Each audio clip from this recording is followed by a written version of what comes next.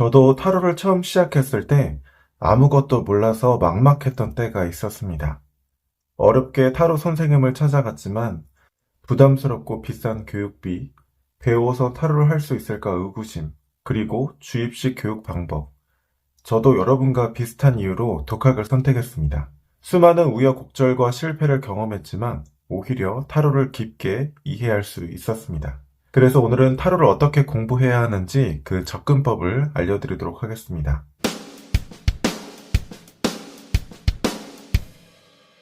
왜 아무리 타로를 공부해도 해석이 안 되는지 아시나요? 그것은 바로 공부 방법 때문입니다.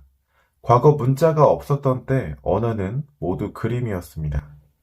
한자의 기원을 보면 처음에는 그림에서부터 상형 문자를 거쳐서 현대화된 글자가 탄생한 것을 알 수 있습니다.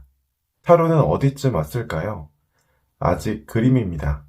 맞습니다. 타로는 그림 언어입니다. 여러 상징들이 한데 묶여서 말하고자 하는 의미가 있습니다. 각 카드는 글자입니다. 해석은 그 글자들이 모여서 만들어진 문장입니다. 따라서 타로는 언어처럼 해야 됩니다. 3단계 법칙을 기억해 주세요. 첫 번째 단계는 단어의 의미를 이해하는 것입니다. 중요한 것은 단어를 외우지 말고 이해를 해야 됩니다. 단어를 많이 외우면요, 시험은 잘 볼 수 있을지 몰라도 막상 외국인과 유창하게 대화를 할 수는 없습니다. 학창시절에 10년 넘도록 영어를 공부하고도 막상 외국인과 마주치면 더듬더듬 할 수밖에 없게 되는 이유는 바로 이 때문입니다. 타로도 마찬가지입니다. 키워드를 외우거나 막연한 느낌으로 보면 시험은 잘 볼 수 있을지 몰라도 실전에서 해석이 안 될 수밖에 없습니다. 카드를 이해한다는 것은 핵심을 파악하고 결국 이 카드가 말하려고 하는 것은 무엇인지 아는 것입니다. 그런데 여기서 중요한 점이 하나 있습니다. 두 가지 상황으로 카드를 봐야 된다는 겁니다. 왜냐하면 이 실전 질문이 다양한 것 같지만 결국 두 가지밖에 없기 때문입니다.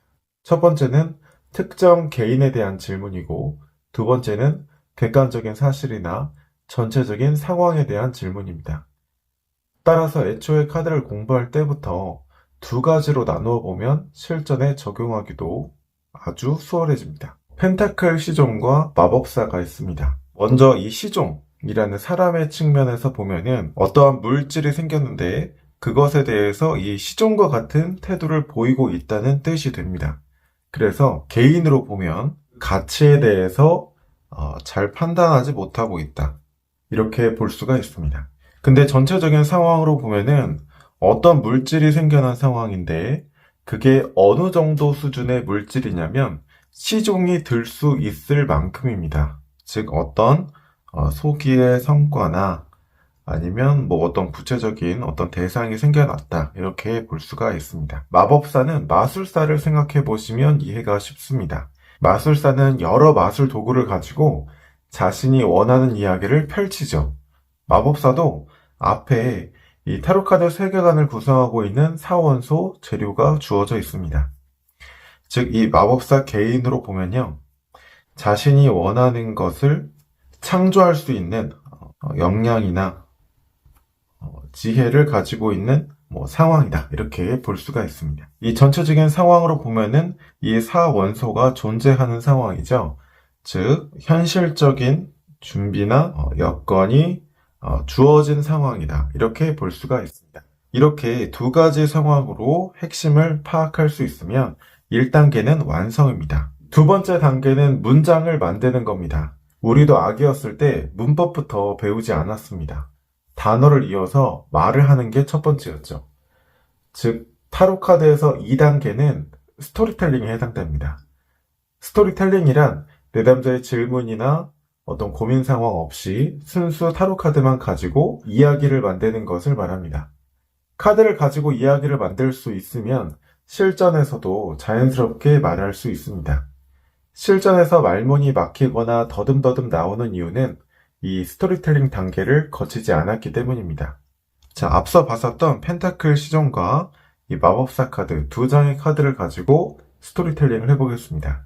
먼저 이 개인의 상황으로서 이야기를 만들면 처음에는 어떠한 가치에 대해서 잘 판단하기가 어려웠으나 이후에는 자신이 원하는 것을 창조하고 만들 수 있을 정도로 어떤 지혜나 역량이 갖추어졌다. 이렇게 이야기를 만들 수 있습니다. 이 객관적인 상황으로 이야기를 만들면 소기의 성과가 생겼고 이후 또 새로운 것을 창조할 수 있는 현실적인 준비나 여건이 갖추어진다. 이렇게 이야기를 만들 수가 있습니다. 응용도 가능합니다. 처음에 어떠한 소기의 성과나 대상이 생겼을 때는 어떻게 해야 될지 가치 판단을 하기 어려웠지만 이윽고 내가 원하는 것을 창조할 수 있는 여건이 되었다. 이렇게도 만들 수가 있죠. 세 번째 단계는 문법을 익히는 겁니다. 문장의 구조를 알아야 유창한 말도 할 수 있고 글도 쓸 수 있습니다. 두 사람이 똑같이 말을 할 수 있어도 이 사람은 참 유창하게 말을 잘해.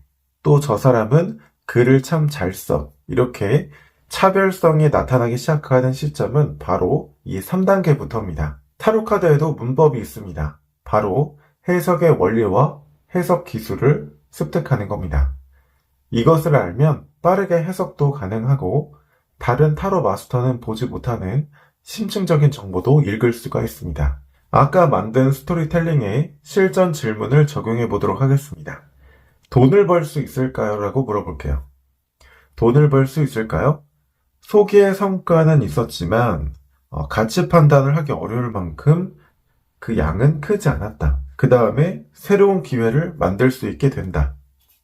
자, 이렇게 해석하면 초급자 해석입니다. 보통 결과 카드만 보고 어떠한 결과인지 이렇게 해석하시는 경우가 많은데 이 새로운 기회만 중요하다면 굳이 이 두 장의 카드를 뽑았을 리가 없겠죠? 여기에 타로 해석의 원리가 있습니다. 두 장의 카드는 서로 연관성을 가지고 있죠. 그래서 아까 2단계에서 스토리텔링 연습을 한 겁니다. 다시 한번 해석해 보겠습니다. 초반에 성과는 크지 않았지만 그것을 바탕으로 새로운 기회를 만들 수 있게 되었다. 즉, 투자금을 벌 수 있게 된다. 이렇게 볼 수가 있습니다.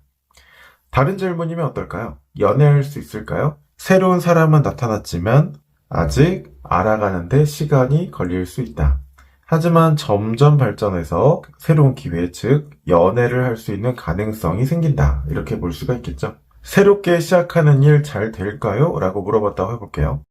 처음에 적응의 어려움을 겪을 수는 있습니다. 하지만 곧 내가 내 원하는 대로 창조하고 선택하죠. 즉 능수능란하게 컨트롤할 수 있을 만큼 상황이 펼쳐진다. 이렇게 리딩할 수 있습니다. 3단계까지 하면 타로 해석은 어렵지 않습니다. 어떠한 경우에도 해석이 막히지 않고 쉽고 또 빠르고 명쾌하게 해석을 할 수 있습니다. 그런데 여기서 한 가지 공부를 더 하면 나만의 경쟁력을 강화할 수 있습니다. 바로 나만의 타로 세계관을 만드는 것입니다. 요즘은 간단한 명령어만 입력하면요, 인공지능이 그림도 그리고 글도 쓰고 타로도 봐줍니다. 카드를 외우고 직감에 의존하는 타로는 더 이상 인공지능보다 경쟁력이 없습니다.